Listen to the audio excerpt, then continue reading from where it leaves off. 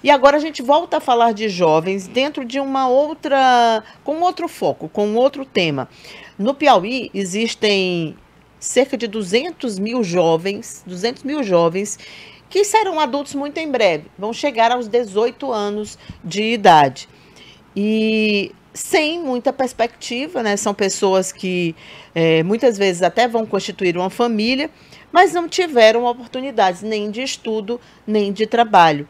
É uma geração que nem estuda, nem trabalha. Ganhou até convenciona-se chamar a geração nem, nenhuma coisa nem outra. E o Brasil tem a segunda maior proporção de jovens neném. Isso não é à toa. Isso é provocado exatamente por uma absoluta falta de políticas públicas. Quem levanta essa questão é o professor da Universidade Federal do Piauí, Washington Bonfim, que também é pré-candidato ao governo do estado. A gente conversa com ele sobre isso, sobre qual é a visão dele em relação a políticas públicas para jovens, que são, aliás, urgentes, né? Porque nós temos esse número de 200 mil, mas, além disso, a gente tem todo aí um número enorme de crianças que vão já também chegar a essa faixa entre 18 e 24 anos de idade. Bom dia, professor Washington. Bom dia, Cíntia. Bom dia aos ouvintes da Boa, telespectadores da Boa. Bom começar o dia aí falando com todos vocês. Vamos lá, então. O que fazer, né, diante desses números? Porque a geração neném é considerada um problema para os gestores, para os governantes, mas não se pensou neles antes deles virarem um problema, né? Na realidade é um problema que já vem de algum tempo, quer dizer, o número exato no segundo trimestre de 2021, né, portanto o ano passado, a gente tinha 210.246 jovens, né, que nem estudavam, nem trabalhavam no estado do Piauí. Isso aí considerando na realidade a faixa de 15 a 29 anos. O dado interessante é que quando você olha para 2012, quando a série se inicia, esse número era de 216 mil. Ou seja, ao longo de praticamente uma década, né, esse número variou, mas dentro exatamente das mesmas quantidades de jovens. O que significa duas coisas. Primeiro, a falha do ensino médio, né, de reter esses alunos e, de alguma forma, né, dar encaminhamento para o mercado de trabalho desses alunos, eles saem da escola, eles abandonam a escola, e a outra questão é a própria questão do mercado de trabalho, né, quer dizer, provavelmente são jovens que estão vivendo de biscate, ou estão vivendo, o que é muito pior, né, no ambiente do tráfico de drogas, que é o que termina aparecendo como oportunidade econômica para a grande maioria desses jovens. Então a gente tem aí um problema duplo. De um lado, na realidade triplo, né? De um lado a questão da educação, aqui no meio a questão da profissionalização e aqui, né, na outra ponta esse grave problema da violência, né, que hoje a gente pode chamar de urbana, quer dizer, já nem pode mais chamar de urbana, porque essa questão do tráfico de droga, das gangues, né, ela está basicamente em todo o estado do Piauí, em todas as cidades do nosso país. Então é urgente que a gente pense, né, e tem uma oportunidade agora a partir de 2022, né, numa mudança principalmente das questões do ensino médio e da profissionalização desses jovens. Sem isso a gente vai ter muito mais problemas, porque na realidade, quer dizer, a gente está num momento de transição de uma economia, né, mais, digamos assim, analógica para uma economia digital, e essas pessoas sem a devida formação, sem o devido conhecimento, tendem a ter cada vez mais dificuldades, né, de sobrevivência, de ter renda e emprego para sustentar suas famílias. Washington, a gente vive, junto com isso aí, um outro cenário, que é um cenário de pobreza, as pessoas perderam a renda do brasileiro é cada vez menor. E dentro desse cenário aí, você tem uma situação de que esses jovens que muitas vezes estavam na escola, eles voltaram a ser obrigados a trabalhar, trabalhar com os pais. Especificamente falando do interior do Piauí, recentemente eu tive contato com uma situação dessas de um telespectador que me procurou, pedindo inclusive para a gente fazer uma entrevista aqui no programa e tentar tocar nesse assunto, que é o seguinte: ele disse que na cidade onde o irmão dele mora, os pais estão trazendo os filhos para Teresina, não mais para estudar, para tirar do tráfico. Porque as cidades, segundo ele, era uma cidade da região norte do Piauí, salvo engano, Piracuruca. O tráfico estava pior do que em Teresina, porque o combate era concentrado aqui. Então, segundo ele, na avaliação dele, ele é um irmão preocupado em trazer o irmão para cá. E tinha vários casos na vizinhança das famílias também tentando encontrar lugar para os filhos ficarem aqui na casa de parentes para literalmente fugir do tráfico. Então a gente tem uma situação que é totalmente adversa. Não está vindo para Teresina para estudar, está vindo para fugir do tráfico de drogas, que a população do interior considera que lá está abandonado e que não tem ninguém cuidando disso. Eu queria saber qual é a sua avaliação para esse cenário. Não existem soluções, né? Por decreto não existem, é algo que precisa ser construído, mas também queria saber qual é a sua avaliação e o que poderia ser feito. Na realidade, você está, infelizmente, né, dando um exemplo daquilo que eu estava falando agora há pouco. Quer dizer, o tráfico de drogas termina aparecendo como a oportunidade econômica da juventude, não só na capital, mas no interior do estado. E no caso do interior do estado, como você tem um aparelho de segurança muito mais frágil do que você tem na cidade de Teresina, ou numa cidade como Parnaíba, nos maiores centros urbanos do estado, quer dizer, o risco para as famílias é muito maior. Um ponto importante que a gente perdeu a oportunidade de levar a efeito nesses últimos anos é a questão do ensino integral no ensino médio, né? Nós temos estados como Pernambuco, como a Paraíba, que tem mais de 50% da sua população em idade de ensino médio já frequentando escolas de ensino integral. Escolas de ensino médio integrais, e também com centros aqui no Maranhão, você tem uma boa experiência de centros de profissionalização de jovens espalhados por todo o estado.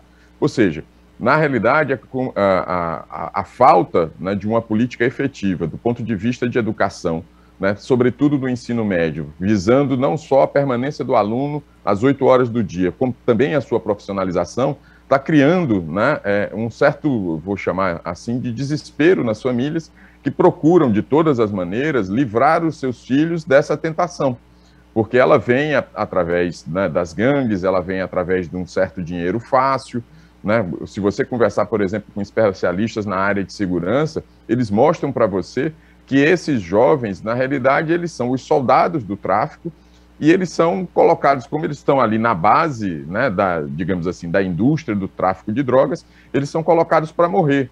São os olheiros, são quem entrega drogas, né? Quer dizer, o maior risco da atividade fica para essas pessoas mais vulneráveis, né, que deixaram a escola ou que não têm uma escola de tempo integral para poder permanecer. Então, a gente precisa, né, focar muito na questão, né, aproveitar essa oportunidade que a gente tem da reforma do ensino médio a partir desse ano de 2022 para desenvolver, né, mais a questão da profissionalização, criar alternativas de profissionalização, né, de ensino técnico para os jovens, e precisa olhar para a questão do aparelho de segurança. Eu tenho dito assim, de maneira muito clara que a questão da segurança pública no estado do Piauí ela foi politizada de maneira tal, né, que se perdeu todo e qualquer rumo, né, no sentido de proteção da sociedade. Quer dizer, se trata primeiro das questões políticas, se trata primeiro das questões de mandatos eleitorais de um ou outro dirigente, né, do sistema de segurança, e se trata menos, né, da questão mais importante, que é a da proteção do cidadão,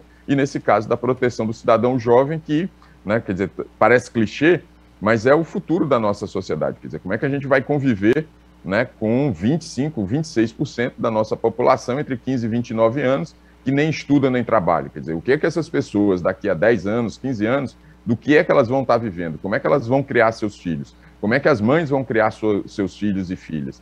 Esse é um problema grave que a gente precisa enfrentar agora. E é uma discussão difícil de ser feita, porque, por exemplo, você colocou a sua candidatura à disposição, né? Tá aí trabalhando numa pré-candidatura, mas não é um assunto que costuma ser tratado, porque é um assunto chato, né, do ponto de vista eleitoral, que é política pública que não é de curto prazo, né? É difícil tratar isso. Mas você considera que é necessário, que precisa ser encarado isso de frente, discutir com a sociedade, com a família, porque nós da comunicação, a gente recebe muito essas reclamações e esses questionamentos de pais que não sabem o que fazer em relação ao tráfico de drogas. Sentem um certo abandono, né? Não sabem a quem procurar, não sabem a quem recorrer, tentam com o professor, não dá certo, e não sabem exatamente o que fazer. A situação me parece um pouco essa hoje. Assim, na realidade, é uma das razões de ser da minha pré-candidatura é levantar esses temas, que são temas que importam a família piauiense, que importam as pessoas que estão vivendo, né, na ponta da nossa sociedade, que estão nos lugares mais vulneráveis das nossas cidades. Vou te colocar um dado. Eu conversava no domingo com um grande especialista, um psicólogo especialista em saúde mental. Imagina a situação de estresse que essas famílias, as nossas famílias piauienses estão vivendo, né, diante da questão da pobreza, diante da questão da fome, diante da questão da violência. Né? Quer dizer, a gente precisa, e a gente discutia, estava tentando, né, chegar a um lugar comum em relação a que tipos de políticas públicas, para além do ensino integral, a gente precisa ter assistência psicológica nas escolas. A nossa população está adoecendo, e não é adoecendo só fisicamente, ela está adoecendo também do ponto de vista de saúde mental. A gente está no Janeiro Branco, quer dizer, é muito grave, por exemplo, a situação de adolescentes em todas as escolas, no estado todo, que se automutilam, né? Isso pode levar à depressão, ou é um sinal de depressão, e mais adiante até um tipo de comportamento, né, de autoeliminação da vida. Então, assim, é como se o sistema político ignorasse as pessoas, ignorasse as famílias, ignorasse o seu sofrimento. Então, a gente precisa, por mais, digamos assim, chato, para usar o termo que você chamou a atenção, né, que seja, a gente precisa dizer para as pessoas que elas, né, que os nossos políticos precisam atentar para a vida delas. Né? E aí tem a ver com educação integral, tem a ver com um sistema de segurança pública que funcione, e tem a ver também com a questão de saúde mental, porque a escola é um lugar de prevenção. Imagina, por exemplo, a situação de professores que se confrontam o dia inteiro, né, com situações de abandono, com situações de violência familiar, né, com pais alcoólatras. Esse é um outro grande problema que a gente costuma não discutir, né, pais alcoólatras que destroem a sua família em função do vício.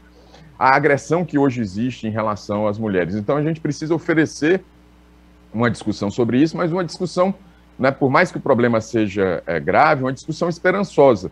Dizer que a gente pode, de alguma forma, né, organizar o sistema de educação, né, dar inteligência e dar meios para que o sistema de segurança pública, né, funcione de uma maneira que seja voltada para o cidadão, né, para que o professor se sinta confortável, para que a mãe, o pai, o filho tenham, né, um lugar para se dirigir, por exemplo, no caso de problemas como depressão, problemas como transtorno do álcool, e aí você tem um sistema de saúde que realmente acolha essas pessoas. Não vai se construir de uma hora para outra, não estou aqui para fazer proselitismo político, embora tenha uma pré-candidatura, mas é algo que precisa ser começado, e a consciência do problema, o estudo do problema, os dados sobre o problema são o primeiro passo para você chamar a atenção das soluções, mobilizar a sociedade para as soluções.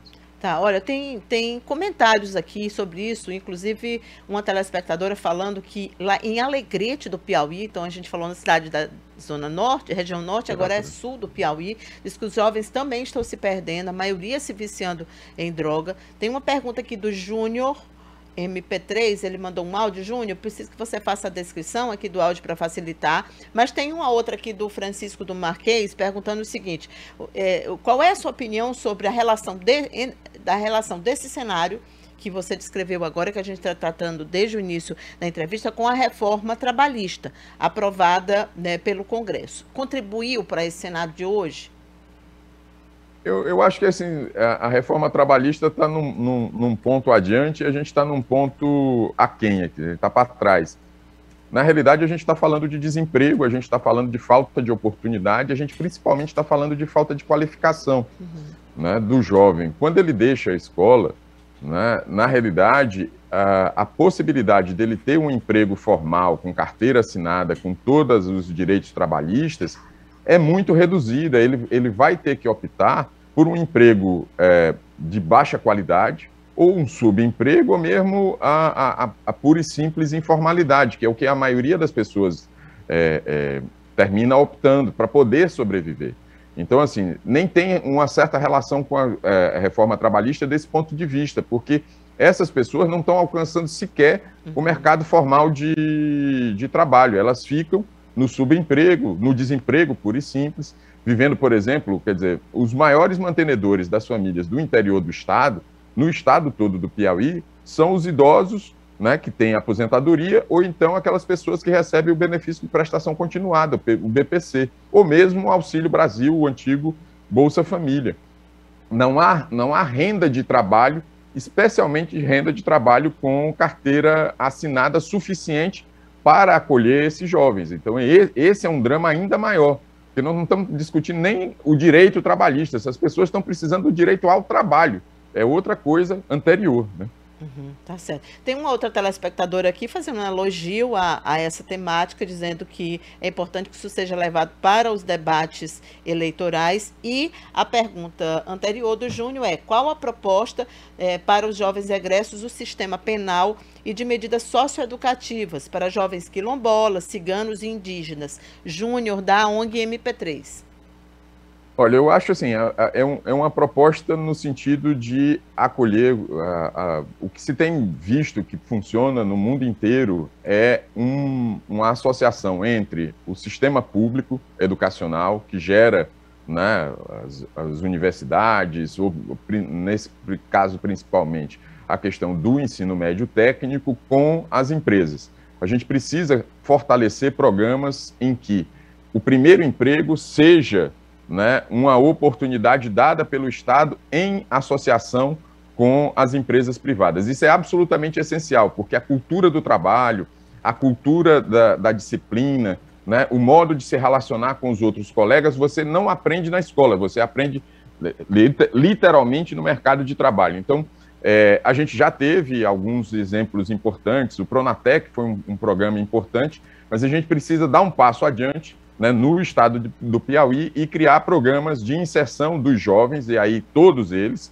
né, especialmente esses jovens mais vulneráveis, egressos do sistema penal, quilombolas, para que eles tenham oportunidade do ensino técnico e dentro, né, na sua fase de profissionalização final, dentro do ensino técnico, eles tenham oportunidade de estágio, tenham oportunidade, inclusive, de trabalho, né, dentro do sistema privado de trabalho, para que eles possam desenvolver essa cultura do trabalho, o ético do trabalho, a disciplina, né, aprender a lidar com os colegas, como eu acabei de falar. Então, assim, a gente precisa do setor privado, né, e precisa, né, de um poder público que atue, né, inserindo esse jovem e, eventualmente, subsidiando essa inserção, usando recursos públicos para subsidiar essa inserção no mercado de trabalho que nós temos aqui no estado do Piauí. Não é uma tarefa fácil, a gente não tem, né, um setor privado muito desenvolvido, mas a gente precisa começar, e a gente tem algumas áreas que podem ser aproveitadas para isso.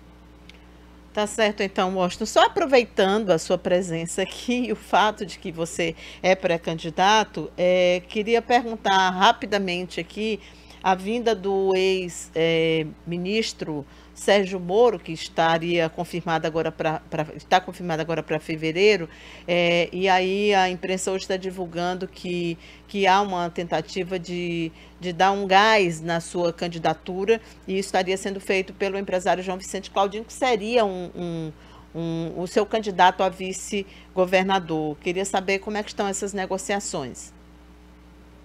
Olha, eu tenho conversado sistematicamente com o senador João Vicente, ontem mesmo conversamos, estamos construindo essa aliança, né? Passa por essa vinda do presidente Sérgio Moro, mas do ponto de vista do cidadania, há outras discussões que a gente tem que levar em conta, e o senador sabe disso, né? A tendência do cidadania é de uma aliança com o PSDB, especialmente com a candidatura do atual governador do estado de São Paulo, João Dória.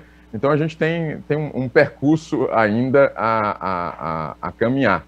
Mas o mais importante de tudo isso é que nossas conversas têm sido dirigidas para temas como esse que a gente está colocando, o tema do desenvolvimento. Ontem a gente estava sentado, né, com um outro empresário, fazendo uma análise, por exemplo, do sistema, né, empresarial piauiense, no que ele precisa melhorar, quais são as políticas que a gente pode avançar para que a gente tenha emprego. Como eu disse nessa entrevista, disse para você, Cíntia, a gente não dá nem para discutir ainda a reforma trabalhista, porque as pessoas estão no mercado informal. Então a gente precisa, né, ter políticas consequentes, e é isso a tônica da nossa conversa, da minha conversa com o senador João Vicente. E a vinda do presidenciável Sérgio Moro é bem-vinda. O nosso senador João Vicente deve se filiar nesse mesmo dia ao Podemos, mas estamos trabalhando também, por outro lado, essa questão nacional, que aí independe até do Diretório Estadual do Cidadania aqui no Piauí, que é uma aliança nacional do Cidadania com o PSDB. Então, a gente está todo mundo conversando com todo mundo, né, mas eu estou muito satisfeito com o rumo da conversa com o senador João Vicente, porque ela é uma conversa produtiva para o estado do Piauí e que abrange esses temas que eu estou colocando aqui para você, todos os ouvintes e todos os telespectadores da Boa FM. Tá, eu só tenho 1 minuto para você responder essa última pergunta que eu vou fazer, que é porque eu não posso deixar de perguntar, confirmadas as filiações dos deputados Marden Menezes e Gustavo Neiva. Com isso o PSDB fica sem representação, né? Basicamente na Assembleia Legislativa do Piauí. E é o fim, digamos assim, pelo menos temporariamente, de um partido que durante 30 anos tinha uma hegemonia em Teresina, elegendo prefeitos e um grande poder na capital. Não terminou rápido demais, não acabou rápido demais o PSDB, não? 1 minutinho só, que é o meu tempo aqui.